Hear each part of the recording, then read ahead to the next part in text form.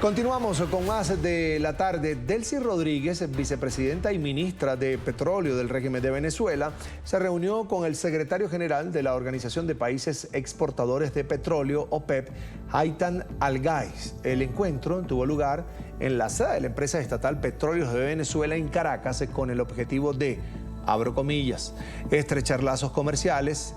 Cierro comillas, llama la atención que la reunión se da luego de que el gobierno de Estados Unidos renovara la licencia de la petrolera Chevron para operar en territorio venezolano. Revisemos ahora el top 10 o 10 de los países que exportan mayor cantidad de barriles de petróleo hacia los Estados Unidos. El primer lugar lo ocupa Canadá, con 4.373.000 barriles diariamente. Le sigue México con 413.000 barriles exportados. El tercer lugar lo ocupa Venezuela, 308.000 barriles por día. Más adelante encontramos a Arabia Saudí, Guyana, Brasil, Colombia, Nigeria, Irak y Ecuador. Esta información tiene fecha de corte a julio del 2024. Hacemos contacto a esta hora con el señor Francisco Monaldi, director del Programa Latinoamericano de Energía del Instituto Baker de la Universidad Rice en Houston. Está en pantalla. Señor Monaldi, bienvenido. Buena tarde. Gracias por atendernos. Encantado. Es un gusto. Quiero comenzar preguntándole, ¿Venezuela ha vuelto a lo grande, al negocio petrolero? ¿O qué podemos decir de lo que se está produciendo en Venezuela? Mira, ciertamente ha habido un aumento de la producción de petróleo en los últimos 2 años, fundamentalmente por el incremento de producción de Chevron en Venezuela, que hoy está produciendo 1 de cada 4 barriles, unos 220.000 barriles diarios, pero todavía es bastante menos de lo que producía Venezuela antes del inicio de las sanciones en el año 2019. Y si bien Venezuela, como mencionaste, está de tercero entre los países que exportan petróleo a los Estados Unidos, hay que recordar que en los últimos años ha cambiado completamente la situación de Estados Unidos desde uno de los principales, hace una década, de los principales importadores de petróleo del mundo. Hoy en día Estados Unidos exporta más petróleo del que importa. Es decir, sigue importando, como tú bien dijiste, una cantidad importante de petróleo, pero exporta más petróleo del que importa. Es decir, que el país ya no es un importador neto de petróleo, sino un exportador neto, ¿no? Entonces es una realidad bastante diferente y ellos son mucho menos dependientes del mundo, y Venezuela es un productor mucho menor de lo que fue en el pasado y todavía exporta menos incluso que en el año 2019, que exportaba más de 500.000 de barriles hacia Estados Unidos. ¿Y cuánto sería en este momento la producción petrolera en Venezuela, señor Monaldi? Son alrededor de 880.000 barriles diarios.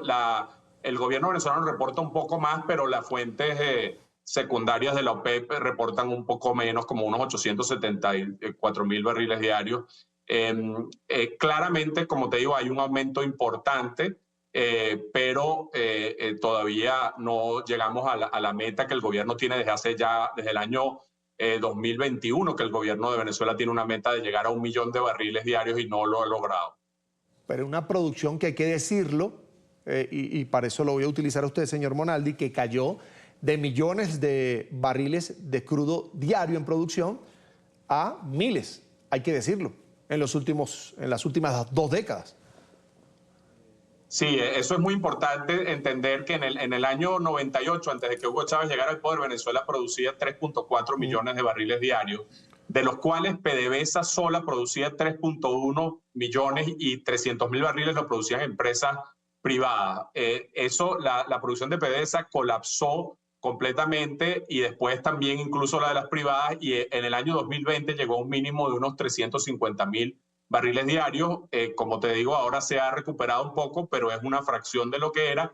Y PDVSA la empresa estatal produce menos de 400.000 barriles diarios, y el resto es empresas mixtas con empresas internacionales, principalmente Chevron, los chinos y los rusos. ¿Qué pasó? ¿Por qué Venezuela cayó tanto en la producción petrolera, señor Monaldi? Es decir, falta de mantenimiento, falta de negocio. Hay quienes dicen que son las sanciones, pero creo que no todo tiene que ver con las sanciones. No, las sanciones empezaron a impactar fundamentalmente en el año 2019 y ya para ese momento la producción estaba en 1.3 millones de barriles. La principal razón, como te decía antes, es el colapso de la empresa estatal que, como recordarás, Hugo Chávez despidió a 20.000 trabajadores y el país no se dio cuenta de la destrucción de la empresa estatal porque justo estaban entrando 1 millón de barriles de capacidad nueva que los estaba aportando el sector privado por la apertura petrolera que se hizo en el gobierno anterior a Hugo Chávez de Rafael Caldera. Y entonces eso, combinado con el aumento del precio del petróleo, hizo que el país no se diera cuenta que en ese tremendo boom la empresa estatal estaba destruyéndose y estaba siendo incapaz de producir petróleo. De hecho, todos los socios de Venezuela en la OPEP subieron su producción en promedio como 30%, mientras Venezuela antes de las sanciones ya había caído, como te comentaba antes, casi de 3.4 a 1.3. Así se había perdido 2 millones de barriles de producción. ¿Es posible, señor Monaldi, que en el futuro cercano más empresas estadounidenses tengan licencia para operar en territorio venezolano? Por ahora eso no parece posible porque, dado lo que ocurrió con las elecciones en Venezuela, más bien hay una presión del Congreso de los Estados Unidos a la administración Biden para que cancelen las licencias existentes. El gobierno de Estados Unidos ha mantenido hasta ahora una actitud pragmática de mantener las licencias a las 3 empresas que tienen licencias de producción en Venezuela, que son Chevron, Repsol y una empresa pequeña francesa que se llama Morel-Prom. Pero no pareciera que estén dispuestos a dar licencias adicionales. Sin estas empresas, sin estas licencias de ahora, ¿cuál sería el negocio petrolero de Venezuela? ¿Cuánto sería el ingreso por esta vía para el régimen de Venezuela? Mira, obviamente la alternativa a las exportaciones que hacen estas empresas, que son como que están exportando entre ellas cerca del 40% de la producción de Venezuela, es el mercado negro, que es donde están yendo los barriles que producen el resto de las empresas en Venezuela, que son fundamentalmente PDVSA y las empresas rusas y China. Esos barriles van a través del mercado negro, aparecen como si fueran barriles de Malasia y terminan fundamentalmente en la China a un descuento muy elevado y le cuesta muchísimo a PDVSA cobrar ese dinero. Ahora, debo decir que suponte que se eliminaran las licencias, la producción de Chevron pasaría a manos de PDVSA y ellos la enviarían al mercado negro. O sea que no es que completamente se perdería ese ingreso para el régimen de Maduro, pero sí sufriría porque se vendería a un mayor descuento y con mucha mayor dificultad para cobrar. Sin embargo, es también importante entender que lo que se envía hoy a Estados Unidos parte es para pagar la deuda que PDVSA le debe a Chevron.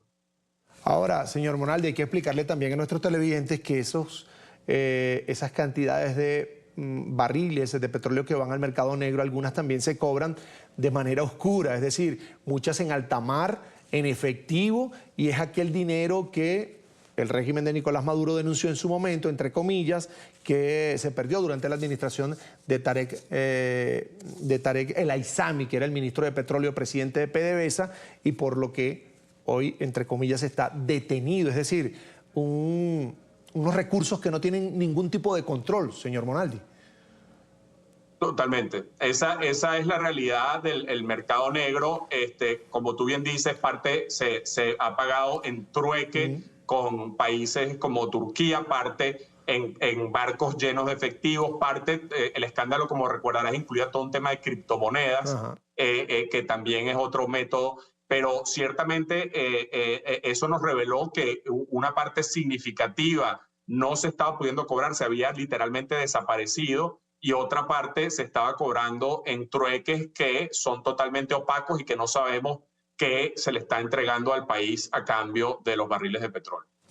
Y uno se pregunta, señor Monaldi, conociendo la historia de Venezuela y de su dependencia de los ingresos por cuenta de la explotación petrolera, ¿cómo es que ha logrado sobrevivir el régimen sin la producción al máximo de PDVSA, de crudo, sin negocios transparentes con el mundo real y legal hasta ahora en cuanto a recursos, porque el régimen sigue viviendo como rey.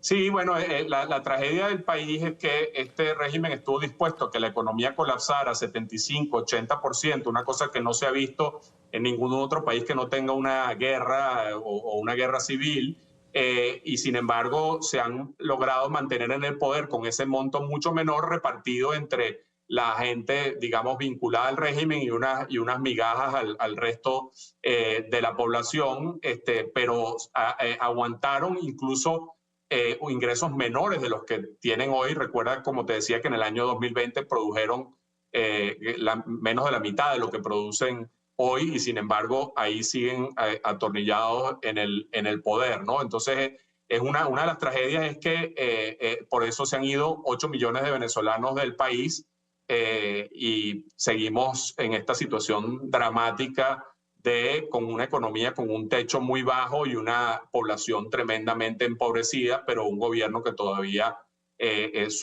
digamos, el círculo alrededor del régimen tiene los recursos que se generan por estas vías oscuras y opacas. Además de unos financistas como Rusia y China, que lo que le importa es el negocio y no el bienestar de la población venezolana. Así es. El caso en particular de los rusos obviamente tiene un tono, una parte geopolítica y le ha vendido armas a Venezuela, etcétera, pero ciertamente no hay ninguna transparencia en Venezuela de que como en Venezuela no hay presupuesto de la nación, no hay ninguna transparencia de cómo se usa el dinero que es de los venezolanos por las exportaciones de petróleo en términos del gasto público. En pantalla, Francisco Monaldi, director del Programa Latinoamericano de Energía del Instituto Baker de la Universidad Rice en Houston, en Estados Unidos. Le agradezco mucho haber compartido con nosotros estos minutos. Buena tarde. Gracias. Hasta pronto.